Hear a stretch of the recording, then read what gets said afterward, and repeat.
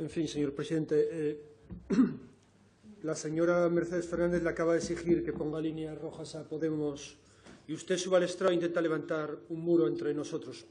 Estamos en un tiempo nuevo y, sinceramente, su aversión a Podemos resulta extemporánea, incluso dentro de su partido. Mire, hablaba usted de Alcoa y los problemas de ininterrumpibilidad. Hay que hacerse una pregunta aquí, por eso antes la referencia a cuál había sido el origen de la privatización del sector público impulsada por su partido. ¿A qué se debe el elevado coste de la electricidad? Pues algo ya dijimos al principio, ¿no? El elevado coste de la electricidad, bien, porque hay un oligopolio producto de una política privatizadora de servicios fundamentales que lo que fae y que tengamos la mayor factura de la lluz, una de las mayores de toda la Unión Europea. Y también tenemos unas compañías eléctricas que doblen los beneficios con respecto a las compañías eléctricas de otros países del entorno en el que vivimos. Calcúlase que solo de los beneficios caídos del cielo la ciudadanía, la xente, paga más de 3.000 millones de euros al año de sobrecostes. Y ese monopolio, ese oligopolio, y el que está haciendo que la xente tenga también en sus casas la factura de la luz más alta de los países también de nuestro entorno. Y que tengamos un serio problema de miseria energética para mucha xente. Y todo eso bien dado por unas políticas que su partido en un momento determinado también promocionó, porque nosotros queremos que haya una energía más barata para Alcoa, pero también queremos que la haya fundamentalmente para todos los consumidores y para todos los consumidores. Y eso va ligado intrínsecamente, inevitablemente.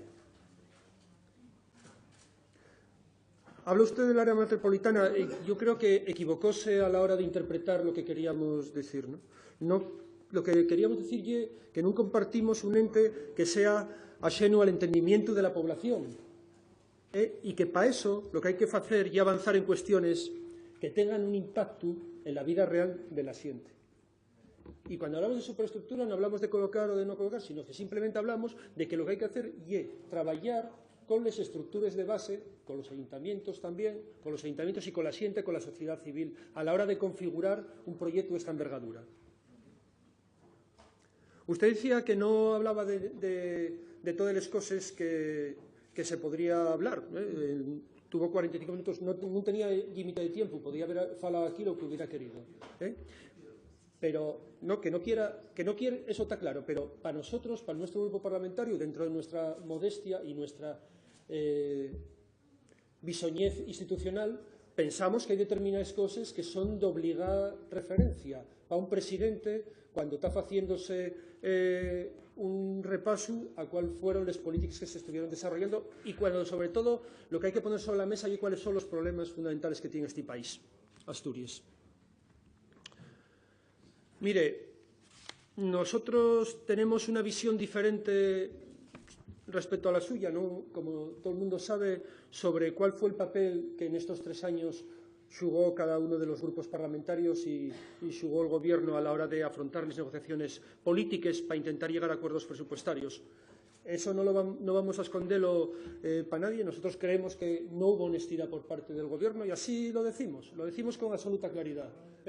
Lo decimos con absoluta claridad, porque aquí hay unas inercias asentadas en 30 años de dominio y de hegemonía política, unas inercias que faen que ustedes estén acostumbrados a imponer sus posiciones sin prácticamente que nadie que les rebata. Y eso nosotros no estamos aquí para ello.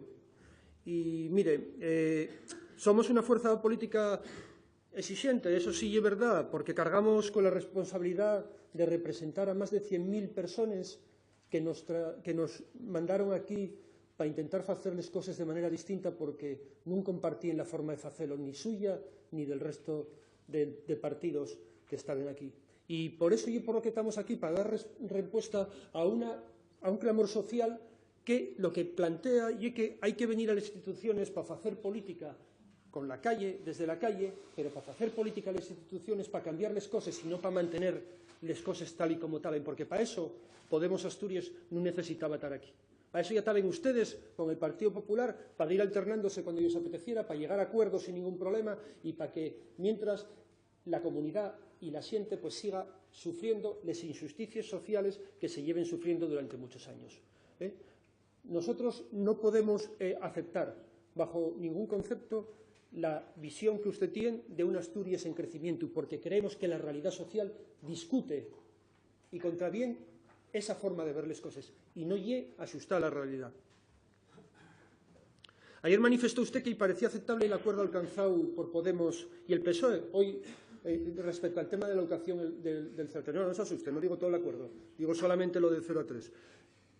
Ahora mismo acaba de concretar alguna cuestión más. Puede ser un buen punto de partida. Mire, en Asturias fue nuestro grupo parlamentario quien propuso la gratuidad de esta matrícula de 0 a 3 y el compromiso es extender progresivamente la red de colegios para garantizar que la educación fuera universal y gratuita en esta etapa.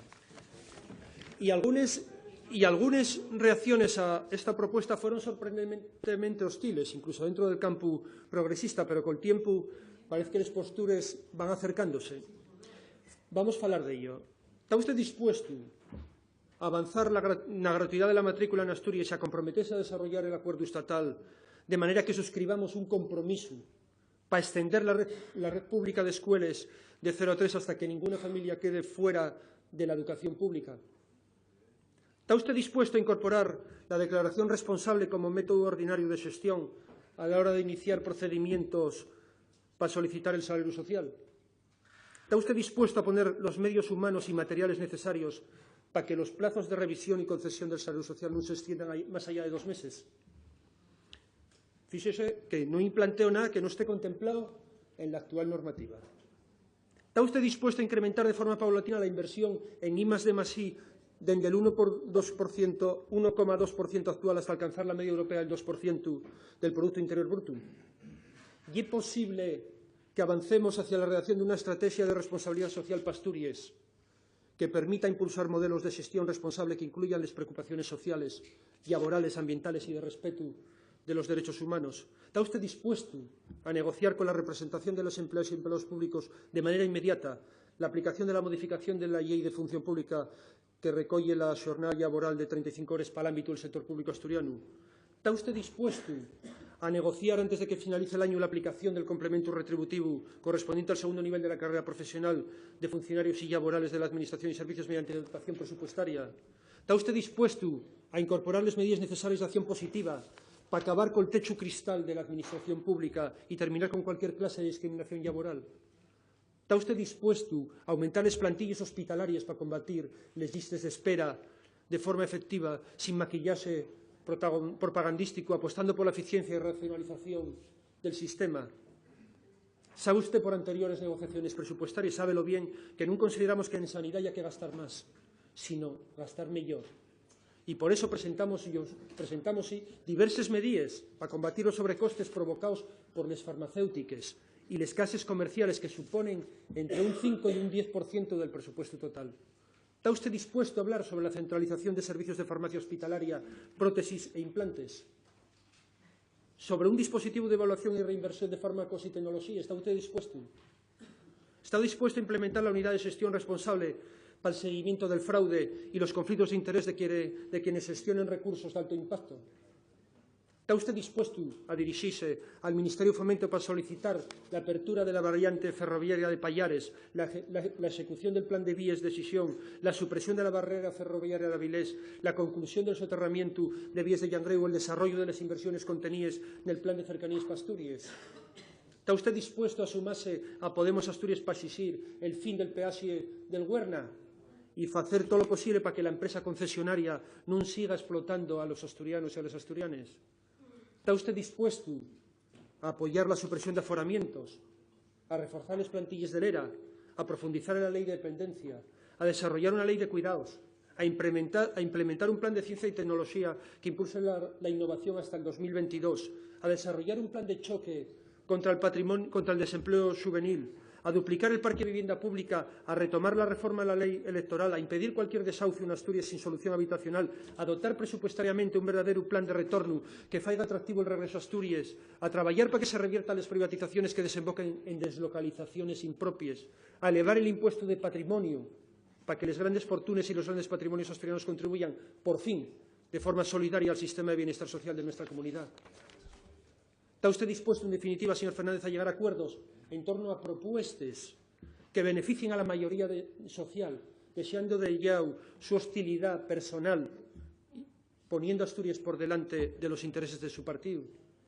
En estos 3 años, repítolo una vez más, y 100.000 más si hiciera falta, una por cada persona que nos votó, no faltaron propuestas de Podemos Asturias, ni faltó tampoco voluntad. No faltó lo que nos faltó, ¿sabe lo que lle? Interlocutores. Eso es lo que nos faltó.